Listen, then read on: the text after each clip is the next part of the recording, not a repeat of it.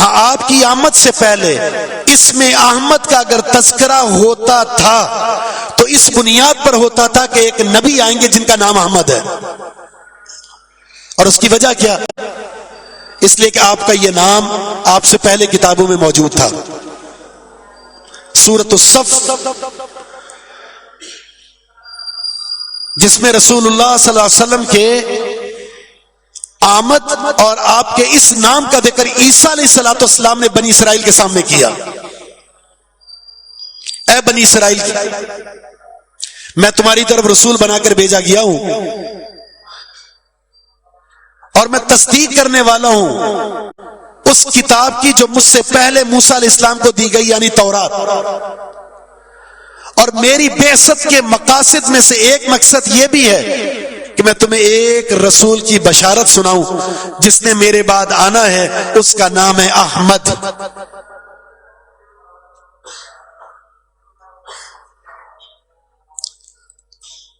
طبقات ابن سعد میں یہ بات بھی مذکور ہے کہ آپ کے اس میں محمد سے پہلے نام احمد تھا، پھر اس کے بعد محمد رکھا گیا، اور جیسے ہی احمد اور محمد نام سے آپ معروف اور مشہور ہوئے، اس کے بعد یہ دو نام عرب کے اندر رواج پا گئے.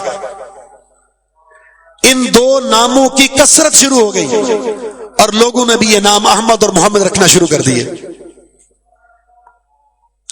تو یہ خوبصورت نام ہے، اور ان ناموں کا آپس میں ذرا تقابل دیکھیں. محمد کا مطلب ہے سب سے زیادہ قابل تعریف، قابل ثنا، قابل مدح، جس کی سب سے زیادہ تعریف ہوگی وہ محمد ہے صلی اللہ علیہ وسلم. اور احمد جس نے سب سے زیادہ اللہ رب العزت کی تعریف کرنی ہے. اسم تفضیل کا صیغہ ہے، حمد سے ہے، جس کا معنی ہے سب سے زیادہ رب العالمین کی تعریف کرنے والے. اور ان دو ناموں کو جب ملائیں گے تو نتیجہ کیا نکلے گا؟ نتیجہ کمال کا ہے. رسول اللہ صلی اللہ علیہ وسلم اللہ رب العزت کی حمد و ثنا کرنے میں سب سے زیادہ کامل انسان ہے. اور نتیجہ کیا نکلا؟ جب آپ سب سے زیادہ اللہ کی تعریف کرنے والے ہیں تو رب العالمین نے بھی آپ کو سب سے زیادہ قابل تعریف بنا دیا. اگر سب سے زیادہ اللہ سے محبت ہوگی تو پھر اللہ سب سے زیادہ محبوب بھی بنائے گا. سب سے زیادہ اللہ کی قربت حاصل کریں گے تو اللہ سب سے زیادہ مقرب بھی بنائے گا. سب سے زیادہ اللہ کا ذکر کریں گے تو اللہ کے ہاں بھی سب سے زیادہ قابل ذکر آپ بنیں گے. یہ محمد کس وجہ سے بنے؟ احمد کی وجہ سے. اور اگر آپ کی حمد کو دیکھنا ہے، آپ نے اللہ کی حمد کیسے کی تھی، تو اس کی بہت ساری صورتیں آپ کو ملیں گی. ان صورتوں میں سے ایک صورت اللہ کی حمد، اللہ کی ثنا، اللہ کی پاکیزگی، اللہ کی جلالت، اللہ کی عظمت، اللہ رب العزت کی تنزیہ، سبحان اللہ والحمدللہ ولا الہ الا اللہ واللہ اکبر کے ذریعے سب سے زیادہ اس آواز کو اگر کسی نے بلند کیا تو کائنات کی وہ ایک ہی شخصیت ہے، وہ محمد الرسول اللہ صلی اللہ علیہ وسلم. نبوت ملنے کے بعد 23 سالہ زندگی آپ صلی اللہ علیہ وسلم کا جو فوکس یا آپ کی توجہ، آپ کی توانائی کا جو مرکزی نقطہ تھا، اس توانائی کو صرف کرنے کا وہ اللہ رب العزت کی عظمت، آپ کی جلالت، اللہ رب العزت کی کبریائی، اللہ کی توحید، اللہ کی شان، اللہ کے مقام کو بیان کرنے میں گزری. وَرَبَّكَ فَكَبِّرْ.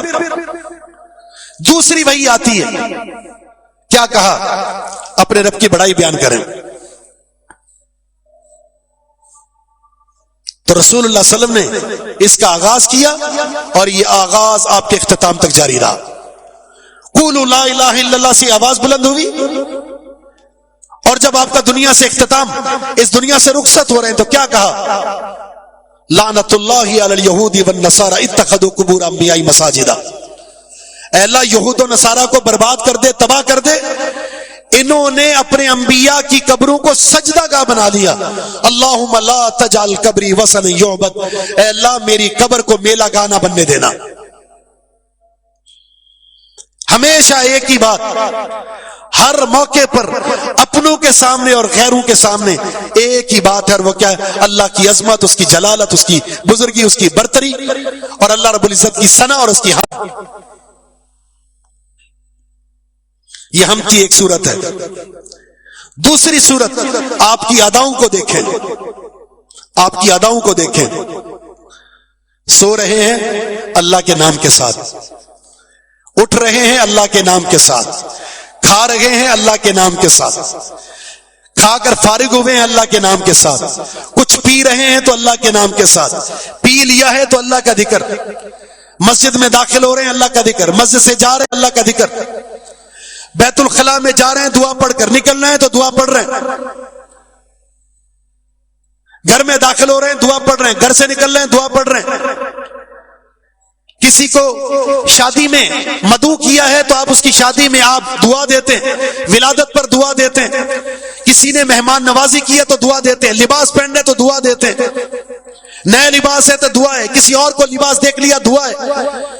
हर नमाज के बाद अस्कार है, नमाज के अंदर अस्कार है, अलगर सुबह शाम के अस्कार हैं, सोने के अस्कार हैं। आपकी जिंदगी का कोई लम्हा ऐसा नहीं है जिस लम्हे में आपकी ज़बान मुबारक से अल्लाह का जिक्र ना हो। आप हदीस की किताबें उठा लें, वहां आपको मिलेगा इस्तिआदा का बयान, वहां आपको मिलेगा अल अदइया, दुआओं का बयान, अस्कार का बयान, और उसमें आपको सैकड़ों हदीस मिलेंगी जिसमें आपको ये नजर आएगा, आपको ये पता चलेगा कि रसूलुल्लाह सल्लल्लाहु अलैहि वसल्लम की जिंदगी के हर लम्हे में कोई ना कोई दुआ जरूर मनकूल है। और उस दुआ में क्या है? अल्लाह की हम्द है, अल्लाह की सना है, अल्लाह की बड़ाई है, उसकी पाकिज़गी, उसकी बरतरी है, उसकी किबरियाई का इजहार है। खुशी है तो अल्लाह का जिक्र है, गमी है तो अल्लाह का जिक्र है। हर मौके पर अपनी ज़बान मुबारक से ऐसे अल्फाज जो अल्लाह रब्बुल इज्जत की रदा का सबब बन जाए। ये है अहमद। जिस जात ने अल्लाह रब्बुल इज्जत से उसकी हम्द में इस तरह का इजहार किया हो, इस तरह की मोहब्बत की हो, इस तरह का शुक्रिया बजा लाया हो, तो वो शख्सियत मोहम्मद क्यों नहीं बनेगी? उसकी सना क्यों नहीं होगी? उसके तज़किरे क्यों नहीं होंगे? वरफ़अना लका ज़िक्रा क्यों नहीं होगा? अपने और गैर उससे मोहब्बत क्यों नहीं करेंगे? उस नबी की सीरत के बारे में अपने और गैर जिक्र क्यों नहीं करेंगे? उसकी वजह यह है,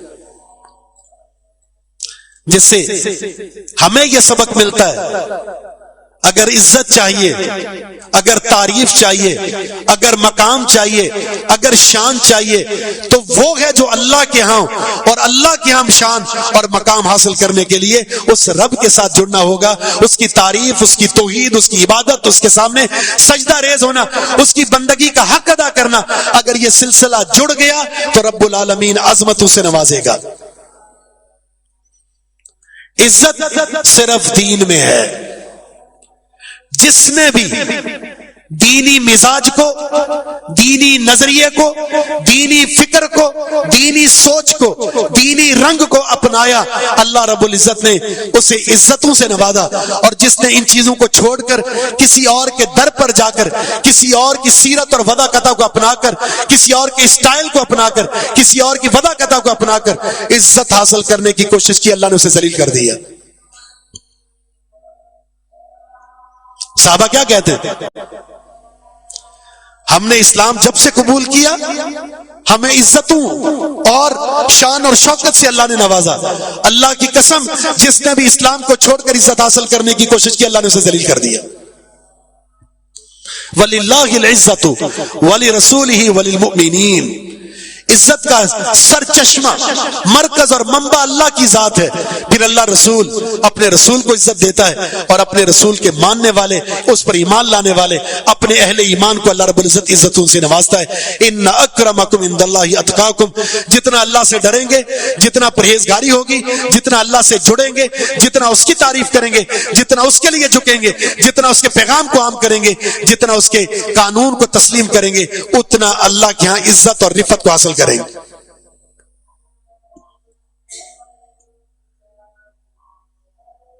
لیکن افسوس کی بات تو یہ ہے, وہ خوبصورت الفاظ جو اسلام نے ہمیں دیے ہیں, جس میں اللہ کا ذکر ہوتا ہے, جس میں اللہ کی تعریف ہے, اللہ کی بڑائی ہے, ہم نے اپنے روز مرہ کے معمولات میں اس الفاظ کو نکال دیا.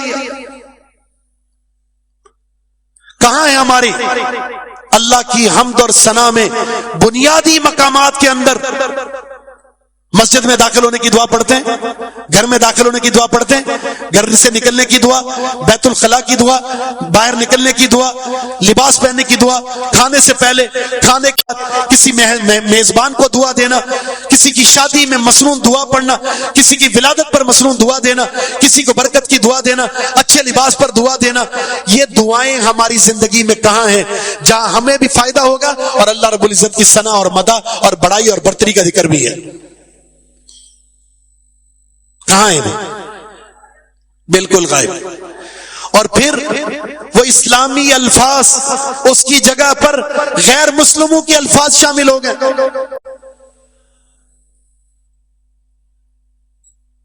ہم السلام علیکم ورحمۃ اللہ وبرکاتہ کے الفاظ کہاں کرتے ہیں؟ اشارہ. دوسرے الفاظ جزاک اللہ خیرن, اس کے بجائے ہم کیا کرتے ہیں؟ Thank you. اس طرح کے الفاظ میں نے ایک مثال دی ہے, سینکڑوں مثالیں آپ کو ملے گی جہاں اسلام نے آپ کو الفاظ سکھائے ہیں. اللہ کے رسول کی عادت آپ کو ملے گی, آپ کا مزاج ملے گا. آپ اسلامی الفاظ کو استعمال کرتے تھے, ہم نے سب بدل دیا. کیوں؟ غیروں کا رنگ غالب آ گیا. ایسے الفاظ بولیں جس سے یہ تاثر جائے کہ یہ پڑھا لکھا ہے, اس کو انگلش بڑی آتی ہے اور یہ انگریزوں سے بڑا متاثر ہے, جبکہ آپ کی زبان پر عربی الفاظ کو غلبہ ہونا چاہیے جس سے یہ پتا چلے عربی لغت کے ساتھ, عربی کلام کے ساتھ, عربی تکلم کے ساتھ اسے بڑی محبت ہے, اس لیے کہ ہمارا دین عربی میں, ہمارے نبی عربی تھے اور اللہ رب العزت کی پسندیدہ زبان عربی ہے اور تمام زبانوں کی ماں عربی زبان ہے. پھر اس کے بعد ہمیں جتنے بھی معمولات کی رسول اللہ صلی اللہ علیہ وسلم کی دعائیں ملتے ہیں جس میں اللہ کی حمد ہے, اللہ کی ثنا ہے, پھر ہمارے لیے بھی اس میں کچھ اللہ سے مانگا گیا ہے. وہ کس کو دعائیں یاد ہیں؟ صبح شام کے اذکار یاد نہیں ہیں جو اپنے روزانہ کی بنیاد پر پڑھنے. کتنے لوگ ایسے جن کو جنازے کی دعائیں نہیں آتے اور عرصے سے جنازے پڑھ رہے ہیں. نماز کے بعد کے بنیادی اذکار نہیں آتے, عرصہ دراز سے نماز پڑھ رہے ہیں. سونے کے اذکار یاد نہیں ہیں, وہ دعائیں جو روزانہ کی بنیاد پر ضروری ہیں, گھر میں داخل ہونے کی, گھر سے نکلنے کی, واش روم میں داخل ہونے کی, نکلنے کی, کھانے سے پہلے, کھانے کے بعد. یہ جو بنیادی اذکار ہیں جو روز مرہ کے ہیں جسے ہمیں یاد کرنا چاہیے اور یاد ہونے چاہیے اور بر موقع وہ ہماری زبان پر جاری ہو جائیں, لیکن ہمارے معمولات میں نہیں. وجہ کیا ہے؟ اس کی بہت ساری وجوہات میں سے ایک وجہ موبائل کا فتنہ ہے. کسی بھی مجلس میں آپ کے پاس موبائل ہے, آپ اس میں مصروف ہیں اور آپ کو موقع ہی نہیں ملتا کہ آپ دعا پڑھیں. اس شیطان نے, اس فتنے آپ کو یہ سارے مواقع سے محروم کر دیے. پوری رات لمبی لمبی دیر تک موبائل دیکھتے رہیں گے اور جب موبائل بند ہوگا یا بند کرنے کا ٹائم ہوا تو اللہم بسمک اموت و احیا, یہ دعا کو پڑھتے ہوئے موت آئے گی. کیونکہ ہم نے دین کو اجنبی کر دیا, صرف مسجد سے تعلق ہے, ٹائم ملا تو نماز پڑھ لی, بس آپ دیندار بن گئے. دینداری کے لیے اس میں احمد میں موجود یہ وصف کہ ہمیشہ اللہ کی ذات کے ساتھ جڑنا ہے. آپ دعا پڑھتے ہیں نا, فلا تکلنی الی نفسی طرفۃ عین, اے پروردگار ایک لمحے کے لیے بھی مجھے اپنی رحمت سے جدا نہ کرنا. آنکھ کے جھپکنے کی بقدر میں تیری رحمت کے بغیر نہیں رہ سکتا, تیری توجہ کے بغیر نہیں رہ سکتا, تیری عافیت کے بغیر نہیں رہ سکتا, تیرے فضل کے بغیر نہیں رہ سکتا, میری اتنی بھی اوقات نہیں ہے. پھر کیسے سارا سارا دن اللہ کے ذکر کے بغیر گزر جاتا ہے. جس مجلس میں آپ بیٹھے ہوں, جس مجلس میں آپ بیٹھے ہوں اور مجلس ختم ہو گئی, اس مجلس میں اللہ کا ذکر شامل نہیں تھا, کل قیامت کے دن جب اللہ کی بارگاہ میں آئیں گے ایسی ہر مجلس آپ کو شرمندہ کر دے گی.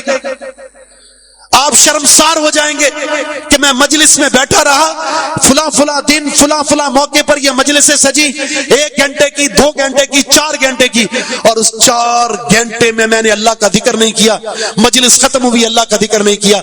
شرمندہ ہو جائیں گے صرف اس ایک مجلس کی وجہ سے. کتنی سینکڑوں مجلسیں ہماری تفریح, ہمارا بیٹھنا, ہماری گیدرنگ جس میں اللہ کا ذکر نہیں ہوتا, اور یوں ہی چلے جاتے ہیں اور دعا بھی نہیں پڑھتے مجلس کے اختتام کی کہ ہمارے گناہ کا کفارہ بن جائے, کل قیامت کے دن ہمارے لیے نگاہ حسرت بن جائے. آپ نے کبھی غور کیا اللہ کے رسول بیت الخلاء میں داخل ہو رہے ہیں اور دعا پڑھتے اللہم انی اعوذ بک من الخبث والخبائث. یہ جو بیت الخلاء ہوتے ہیں شیطانی مراکز ہوتے ہیں, اللہ کی پناہ میں اپنے آپ کو دے کر چلے گئے, اور جب باہر نکلتے ہیں تو دعا پڑھتے غفرانک, اے اللہ معاف کر دے. کس چیز کی معافی؟ کون سا گناہ کیا؟ گناہ تو کوئی نہیں کیا. آپ تو اللہ کی پناہ میں اپنے آپ کو دے کر گئے تھے, اور باہر نکلنے کے بعد غفرانک, اس لیے کہ یہ جو 10 منٹ کا ٹائم ہے, 5 منٹ کا ٹائم ہے, 3 منٹ کا ٹائم ہے, اے اللہ تیرے ذکر کے بغیر گزارا ہے, اس بیت الخلاء میں تیرا تذکرہ نہیں کر سکا, اے اللہ مجھے اس تذکرے میں غفلت کی وجہ سے, جس کا ایک شرعی عذر بھی ہے, اس کے باوجود بھی اللہ میں تجھ سے معافی مانگتا ہوں. پھر وہ جگہ جہاں بیٹھے ہوئے جہاں اللہ کا ذکر ہو سکتا ہے اور آپ نے کوئی شرعی عذر نہیں ہے اور اللہ کا ذکر ترک کر دیا ہے, بتائیے اس پر تو معافی کتنی مانگنی پڑے گی؟ شرمسار ہونا پڑے گا. اے اللہ میں اتنا غافل, اتنا سخت مزاج ہو چکا ہوں, اتنا غافل ہو چکا ہوں کہ اس مجلس میں 1 گھنٹہ 2 گھنٹہ موبائل کے ساتھ جڑا ہوں, اس فتنے کے ساتھ جڑا ہوں, یا کسی فتنہ پرور دوستوں کے ساتھ بیٹھ کر میں نے سارا وقت ضائع کر دیا اور اس میں تیرا ذکر نہیں کر سکا. اے اللہ مجھے معاف کر دے. اور معافی کا مطلب یہ ہوگا ایسی حرکت دوبارہ نہیں کرنی. احمد بننے کے لیے حمد میں مبالغہ کرنا ہے. سب سے زیادہ اللہ کی حمد, والذین آمنوا اشد حبا للہ, جو ایمان والے ہوتے ہیں وہ سب سے زیادہ شدید تر محبت اللہ سے کرتے ہیں, شدید تر محبت اللہ سے کرتے ہیں. دنیا میں جتنی بھی محبتیں ہیں وہ رسولوں سے ہیں یا رسول اللہ صلی اللہ علیہ وسلم سے ہے, آپ کے اہل بیت سے ہے, صحابہ سے, محدثین سے, تابعین سے, مساجد سے, حرمین شریفین سے, کہیں سے بھی کسی سے بھی محبت ہے, وہ ساری محبت صرف اللہ کی وجہ سے ہے. اور اگر اللہ کو درمیان سے نکال دیں اور پھر کسی سے بھی جتنی چاہ کر محبت کر لیں, اللہ کی قسم اس محبت کی کوئی حیثیت نہیں ہے. کسی سے محبت ہے تو صرف اس وجہ سے کہ اسے اللہ سے محبت ہے اور اللہ کو اس سے محبت ہے. تو اللہ سے محبت کون کرتے ہیں؟ اہل ایمان. کتنی کرتے ہیں؟ سب سے زیادہ. اور اگر سب سے زیادہ محبت ہے تو سب سے زیادہ ذکر کس کا ہونا چاہیے؟ اللہ کا. جس کی ایک صورت یہ ہے, آپ کو خوشی مل جائے, آپ کو خوشی مل جائے تو زبان پر سب سے پہلا اگر تعریف کا جملہ کسی کے بارے میں نکلے تو اللہ کی ذات ہونی چاہیے. اے اللہ تیرا شکر ہے, اے اللہ تیرا فضل ہے, ھذا من فضل ربی, یہ میرا رب کا فضل ہے. اگر اس کا فضل نہ ہو, اس کی توفیق نہ ہو, اس کی نعمت نہ ہو تو مجھے کوئی نواز بھی نہیں سکتا. اور اگر کوئی تکلیف آ جائے تو بھی ذکر اللہ کا کرنا ہے, لیکن کیسے؟ صبر کے ساتھ. آپ کیا کہتے تھے جب آپ کے بیٹے لختے جگر ابراہیم رضی اللہ تعالیٰ آپ کی گود میں آپ کے سامنے اس دنیا سے رخصت ہوئے، آنکھوں سے آنسو جاری ہیں، صحابہ پریشان ہیں، آپ بھی رو رہے ہیں، تو آپ نے فرمایا ہاں انا بفراقک یا ابراہیم لمحزونون، اے لختے جگر تیری جدائیگی کی وجہ سے ہم غمزدہ ہیں، لیکن ولا نقول الا ما یرضی بہ ربنا، اس تکلیف کے موقع پر بھی اس زبان سے صرف وہی جملہ نکلے گا جس سے میرا رب راضی ہوگا. صبر ہے تو بھی اللہ کا ذکر، ذکر خیر، شکر کا موقع ہے تو بھی سب سے پہلے جو ثنا اور تعریف ہے وہ اللہ کی نکلے. یہ ہے اللہ سے محبت. توحید کے تذکرے کا موقع مل جائے تو اللہ رب العزت کی توحید کو بیان کریں اور شرک کی نفی کریں، اور جب نماز کا وقت ہو جائے تو پھر صرف نماز ہے، اس کے علاوہ کچھ نہیں. اللہ کے رسول وہ احمد ہیں اور آپ کی حمد میں نماز کا ذکر نہ ہو تو یہ کیسی حمد مکمل ہوگی؟ سید عائشہ فرماتی ہیں اذان ہوتی تھی، رسول اللہ صلی اللہ علیہ وسلم گھر میں باتوں میں مصروف، ہمارے ساتھ مصروف، لیکن اذان سننے کے بعد آپ ایسے ہو جاتے جس طرح ہمیں جانتے ہی نہیں ہیں. کیوں؟ اب یہ وقت اللہ رب العزت کے ذکر کا ہے، اللہ کی بندگی کا ہے. جو وقت اس کا ہے بس وہ اس کا ہے. اور جب نماز میں چلے جاتے تھے، نماز میں موجود ہوتے، پھر دنیا کے سارے خیالات سے نکل کر اپنے رب سے سرگوشی کر رہے ہوتے تھے. اور آپ جانتے ہیں جب کسی کو کسی سے محبت ہو وہ جائز ہے یا ناجائز ہے؟ جب کسی سے کسی کو محبت ہو جائے تو اس پر باتیں کرنا، اس کے ساتھ سرگوشیاں کرنا، اس کے ساتھ لاؤ لگاؤ کرنا، اس کے ساتھ تعلق کو بڑھانا، قربت کو بڑھانا اس کا پسندیدہ مشغلہ بن جاتا ہے. اور اہل ایمان کو تو سب سے زیادہ اللہ سے محبت ہے. اور رسول اللہ صلی اللہ علیہ وسلم جب نماز میں چلے جاتے تھے پھر بھول جاتے تھے دنیا میں کیا ہو رہا ہے، کیا لوگ کر رہے ہیں، کیا کچھ ہو رہا ہے. یہی ادا صحابہ اکرام کی نمازوں میں مل جائے گی. آپ ایسے عجیب قسم کے واقعات سنیں گے، تیر لگا ہوا ہے، خون نکل رہا ہے، صحابی کو پرواہ نہیں ہے، وہ اپنی نماز مکمل کرنے میں، کوئی صحابی اپنی سورت مکمل کرنے میں، کوئی اپنی تلاوت کرنے مکمل کرنے میں، کہ میں تلاوت مکمل کرنے کے بعد پھر اس تیر کو دیکھوں گا، اس خون کو دیکھوں گا. اب یوناجی ربا، اب وہ اپنے رب سے سرگوشیاں کر رہے. ہم نماز پڑھتے نہیں ہیں، اور اگر نماز پڑھتے ہیں تو سب سے آخر میں آتے ہیں، اور اگر آ گیا وقت پر سب سے آخر میں یا سب سے پہلے تو نماز میں جانے کے بعد پھر نماز میں نہیں ہوتے. دکان کا خیال، تجارت کا خیال، کاروبار کا خیال، گھر کی پریشانیاں، ملک کی پریشانیاں، سیاست کی پریشانیاں، معیشت کی پریشانیاں، سارے درد ہمارے سر میں چڑھے ہوئے، نتیجہ نماز میں ہونے کے بعد بھی نماز میں نہیں ہوتے. کہاں ہیں سرگوشیاں؟ اللہ سے یہ محبت، اللہ کی حمد کر رہے ہوں، اللہم باعد بینی آپ پڑھ رہے ہو، اس کا سرور حاصل کریں. یہ دعائیں اتنی زبردست ہیں. سورۃ الفاتحہ دعا ہے، قرآن کریم کی تلاوت ہے، رکوع کی دعا، سجدے کی دعا، تشہد کی دعائیں اتنی زیادہ ہیں کہ اگر توجہ اس دعا پر ہو، اس کے معنی پر ہو، تو پھر آپ کو اس طرح کے خیالات سے بالکل پاک تر ہو کر اب اللہ کی بندگی میں کھڑے ہوں. پھر نہیں آپ کو پتا چلے گا یہ نماز 15 منٹ کی ہو گئی ہے، پھر نہیں آپ کو پتا چلے گا کہ یہ نماز 20 منٹ کی ہو گئی ہے. اور اگر اس طرح کے خیالات ٹینشن کے ساتھ مسجد میں آئیں گے تو 2 منٹ بھی اگر اوپر ہو گئے آپ کو یہ بھاری پڑتے ہیں. آج بڑی لمبی نماز ہو گئی اس لیے کہ آپ 10 منٹ کے لیے آئے تھے. بعض لوگ آتے ہی آخر میں کہ صرف جمعے کی 2 رکعت پڑھ کر فوراً نکلنا ہے. پھر ان بدنصیبوں کو، شکی القلب کو، پیچھے رہنے والوں کو رب العالمین بالکل پیچھے ہی کر دیتا ہے. ہمیں آگے بڑھنا ہے، اللہ کے ساتھ جڑنا ہے. کیسے جڑنا ہے؟ جس طرح ہمارے نبی جڑے. اللہ رب العزت کی حمد میں، ذکر میں، اذکار میں، عبادت میں، نماز میں، قرآن کی تلاوت میں، ذکر کی ساری صورتیں، اللہ کے حمد کی ساری صورتیں، اور ان صورتوں میں اللہ کے ساتھ جڑ جائیے. یہ ہے احمد. تو اللہ کی خوب تعریف کریں، خوب تعریف کریں، خوب مدح کریں، خوب ثنا کریں. مسنون اذکار کے ساتھ اللہ رب العزت کا ذکر کرتے چلے جائیں، اور پھر دیکھیں آپ کی منزلت کو اللہ کیسے بڑھاتا ہے. آپ کی رفت، آپ کی شان، آپ کی عظمت آپ کو بلندی کی طرف نظر آئے گی۔ اس کے بعد تیسرا نام آپ نے ذکر کیا، ماہی۔ اللہ نے مجھے ماہی بنایا ہے۔ ماہی الذی یمحو اللہ بی الکفر، میں وہ ماہی ہوں جس کی وجہ سے اللہ رب العزت نے کفر کو مٹانا ہے، اور رسول اللہ صلی اللہ علیہ وسلم نے کفر کو مٹایا ہے۔ کیسے؟ 23 سال آپ کی زندگی، اس کا اول دن سے آخری دن تک ایک ہی مشن تھا، ایک ہی مشن تھا، اور وہ مشن کیا تھا؟ قم فانذر، نبی کھڑے ہو جائیے اور اس قوم کو ڈرائیے۔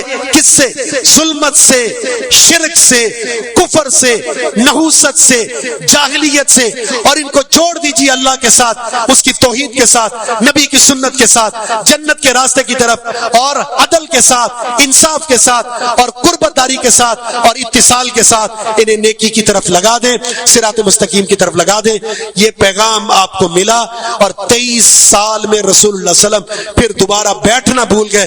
دین کی خدمت میں، دین کی تبلیغ میں، نشر و اشاعت میں آپ نے اپنا تن من دن سب کچھ قربان کر دیا۔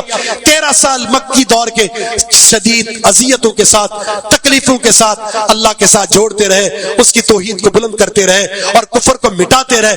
گلی گلی، کوچا کوچا، قبیلہ قبیلے، ہر جگہ جا کر آپ نے توحید کا نعرہ بلند کیا اور شرک کو اکھاڑ پھینکا اور شرک سے قوم کو ڈرایا۔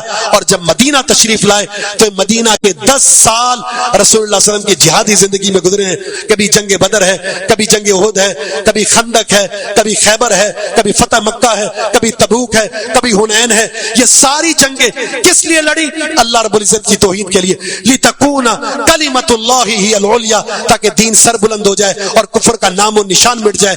جب مکہ فتح ہوتا ہے، اللہ رب العزت نے جزیرہ عرب کے اندر اسلام کو غالب کر کے کفر کو مٹا دیا۔ آپ نے کیا کہا جب مکہ فتح ہوا؟ جاء الحق وزهق الباطل ان الباطل كان زهوقا، حق آ گیا اور باطل مٹ گیا، اور باطل کے لیے مٹنا ہی ہے۔ کیا فرمایا؟ هو الذي ارسل رسوله بالهدى ودين الحق ليظهره على الدين كله ولو كره الكافرون۔ اللہ نے رسول کو بھیجا اس لیے ہے تاکہ تمام ادیان پر دین محمدی کو غالب کر دے، چاہے مشرک چاہے کافر اسے ناپسند کرے، ایسا ہو کر رہے گا۔ اور رسول اللہ صلی اللہ علیہ وسلم نے ایسا کیا۔ مکہ فتح ہوا، وہ کفر کے وہ بت 360 جو بیت اللہ میں رکھے ہوئے تھے، آپ نے اپنے دستے مبارک سے، اپنی عصا مبارک سے، اپنے صحابہ کے ذریعے ایک ایک کو اتار کر، پھینک کر، ریزہ ریزہ کر کے، پاش پاش کر کے بیت اللہ کی سرزمین کو بتوں کی اس نجاست اور غلاظت سے پاک کر دیا۔ اس کو کہتے ہیں اسلام کو غلبہ دینا اور کفر کو مٹانا۔ اور آپ جب دنیا سے رخصت ہو رہے تھے تو آپ نے بہت ساری وصیتیں کی، ان میں سے ایک وصیت یہ تھی، اخرج الیہود من جزیرۃ العرب، جزیرہ عرب سے کسی یہودی کا نام و نشان موجود نہ ہو، سب کو مٹا دینا، ختم کر دینا، نکال دینا۔ خیبر میں بسنے والے یہودی سیدنا عمر رضی اللہ تعالی نے ان کے ساتھ اس معاملے کو بھی ختم کیا، ان کی شرارتوں کی وجہ سے وہاں سے بھگا کر سرزمین عرب کو کفر کے اس نجاست اور غلاظت سے جو یہود و نصارہ کی صورت میں موجود تھی، اس سے پاک کر دیا۔ یہ مشن آپ کا، کفر کو مٹانا، یہ آپ کا وصف۔ آپ نے اپنے اقوال کے ذریعے، اپنے افعال کے ذریعے، اپنے مال کے ذریعے، اپنی جان کے ذریعے، اپنے اوقات کے ذریعے کیا کیا؟ اس کفر کو مٹایا ہے۔ اس لیے ہمیں بھی یہی پیغام دیا اللہ نے، ان تنصروا اللہ ینصرکم، اگر تم اللہ کے دین کی مدد کرو گے تو اللہ تمہاری مدد کرے گا۔ بلغوا انی ولو آیا، تمہیں دین کا پیغام مل جائے، اپنی ذات تک نہیں رکھنا، اسے آگے پہنچانا ہے، اس لیے کہ احفظ اللہ یحفظک، احفظ اللہ تجد تجاہک، اگر اللہ کے دین کی حفاظت کرو گے اللہ تمہاری حفاظت کرے گا، اللہ کے دین کی حفاظت کرو گے اللہ کی رحمت کو اپنے سامنے پاؤ گے۔ اگر میں چاہتا ہوں اللہ میرا محافظ بن جائے، اللہ میرا ناصر بن جائے، اللہ میرا مددگار بن جائے، تو دین کی مدد کرنی ہوگی، دین سے جڑنا ہوگا، ذاتی اعتبار سے بھی، قولی اعتبار سے بھی، فعلی اعتبار سے بھی, مالی اعتبار سے بھی دین کی سر بلندی کے لیے اپنا تن من دن قربان کر دیں. اگر آپ اس دین کے ساتھ مخلص ہوں گے, دین کے ساتھ جڑ جائیں گے, تو یاد رکھیے دین سے جڑنے والا اللہ سے جڑتا ہے, دین کی مدد کرنے والا اللہ سے مدد حاصل کرتا ہے, دین کی حفاظت کرنے والا اللہ کی حفاظت میں آ جاتا ہے. یہ خوبصورت تعلق ہے, اس تعلق کو جانے نہیں دینا. آج اگر دین کے یہ مراکز قائم ہیں, مساجد, مدارس, انسٹیٹیوٹ, یہ وہ ادارے ہیں جو دین اسلام کے مراکز ہیں, خیر کے مراکز ہیں, ان کی معاونت, ان کے ساتھ جڑنا, ان کی سرپرستی کرنا, ان کے ساتھ اپنے مضبوط تعلق کو قائم کرنا, وہ کسی بھی اعتبار سے ہو, حاضری کے اعتبار سے, مشورے کے اعتبار سے, اوقات کے اعتبار سے, مال کے اعتبار سے, یہ یاد رکھیے آج کے دور میں بہترین صورت ہے اللہ کے دین کی مدد کی. اپنے بچوں کو دیندار بنائیں, قاری بنائیں, عالم بنائیں, یہ بہترین صورت ہے آپ کے لیے صدقہ جاریہ کی اور دین کی مدد کی. کونوا انصار اللہ, اللہ کے دین کے مددگار بن جاؤ. اگر مدد نہیں کرتے تو یاد رکھیے دین نے غالب ہونا ہے. اللہ تعالیٰ کسی کا محتاج نہیں ہے. یہ میری عظمت ہوگی, یہ میری شان ہوگی, میری رفت ہوگی کہ میں اللہ کے دین کا مددگار بن رہا ہوں اور اللہ نے مجھے یہ توفیق بخشی ہے. اور اگر میں دین کا مددگار نہیں بنتا تو اللہ کو میری ضرورت نہیں ہے. نہ اس دین اسلام کی سربلندی کے لیے دین میرا محتاج ہے, میں محتاج ہوں, اللہ محتاج نہیں ہے. مجھے ضرورت ہے, اللہ کو ضرورت نہیں ہے. تو عظمت کس بات کی ہے کہ میں خود اللہ سے توفیق مانگوں, اللہ اس دین کی حفاظت کے سلسلوں میں مجھے جوڑ دے. تو بڑے مبارک بات کے مستحق ہیں وہ لوگ جو ان سلسلوں کے ساتھ جڑے ہوئے ہیں. پھر ہمیں اپنے گھر سے بھی کفر کو مٹانا ہے, بد عملی کو نکالیں, بد عقیدگی کو نکالیں, اختلافات کو نکالیں, سود کو نکالیں, رزق حرام کو نکالیں, شرعی معاملات اپنے گھر کے اندر داخل کریں تاکہ گھر سے کفر نکلے. اگر بد عملی گھر کے اندر ہے, رزق حرام گھر میں داخل ہو رہا ہے, بے پردگی گھر کے اندر ہے, بد عملی گھر میں ہے, قرآن کی تلاوت نہیں ہوتی, نماز نہیں پڑھی جاتی, تو کفر تو آپ کے گھر میں ہے. آپ نے دوسروں سے کہاں سے لڑنا ہے؟ اس لڑائی کی ابتدا اپنے گھر سے کیجئے. اس جاہلیت کے رسم و رواج کو آپ اپنے گھر سے نکالیے. ایک وہ وقت تھا جب آپ فتح مکہ سے پہلے مکی دور میں قولوا لا الہ الا اللہ کے نعرے کے ساتھ کھڑے ہوئے چند ایک آپ کے ساتھ تھے. مکی دور میں چند افراد آپ کے ساتھ تھے. لیکن ایک دور وہ ہے جو مکہ فتح ہوا, اس کے بعد اسلام میں لوگ داخل ہونا شروع ہوئے. 10 ہجری حجۃ الوداع کا موقع ہے, آپ کے سامنے 1 لاکھ سے زیادہ صحابہ اکرام موجود ہیں. اسلام غالب آ گیا, کفر مٹ گیا, کفر چھپ گیا, شرک چھپ گیا, بھاگ گیا. یہ اسلام کی سربلندی ہے. اور اس موقع پر آپ نے کھڑے ہو کر کہا تھا, میرے صحابہ آج میں اس جگہ جاہلیت کی ہر رسم کو اپنے پاؤں کے نیچے روندتا ہوں. اور ان میں آپ نے بہت ساری چیزیں ذکر کی. ان میں سے ایک خاندانی لڑائیاں, بنی حارثہ کا ایک قتل بنو حذیل نے کیا تھا, اور وہ سلسلے لڑتے لڑتے مارتے قتل کرتے جاری تھے. تو آپ نے فرمایا آج اس جاہلیت کا خاتمہ میں کرتا ہوں, بنی حارثہ کے اس مقتول کو, اس کے خون کو معاف کر کے. اب ہم بنی حذیل سے اس کا بدلہ نہیں لیں گے. پھر آپ نے جاہلیت کی دوسری صورت وہ ہے سود. میں اپنے خاندان سے سب سے پہلے عباس رضی اللہ تعالیٰ عنہ, جو سودی معاملات تھے ابھی تک حرام نہیں ہوا, اب حرام ہو گیا, اب میں اس معاملات کو ختم کرتا ہوں. آج کے بعد نہ سود کوئی لے گا نہ کوئی سود دے گا. اصل رقم واپس لے سکتے ہو, سودی رقم واپس نہ دینی ہے نہ لینی ہے. جاہلیت کی رسمیں ختم. پھر اور بہت سارے احکامات آپ نے بیان کیے. تو ہمیں جاہلیت کی رسموں کا نکالنا ہے, وہ خوشی کے موقع پر ہو یا غمی کے موقع پر ہو. اور آج جاہلیت پڑھی لکھی ہمارے دور میں موجود ہے. وہ خوشی کے موقع پر بھی جاہلیت ہے اور غمی کے موقع پر بھی جاہلیت ہے. جو دور جاہلیت میں ہوتا تھا آج نام نہاد مسلمان وہی سب کچھ کر رہے ہیں. شادیاں دیکھ لیں مسلمانوں کی, نہیں نظر آئے گا یہ کسی مسلمان کی شادی ہے یا ہندو کی شادی ہے. ساری جاہلیت شادی کو مشکل ترین معاملہ بنا دیا گیا ہے اور بدکاری کو آسان تر کر دیا گیا. کیوں؟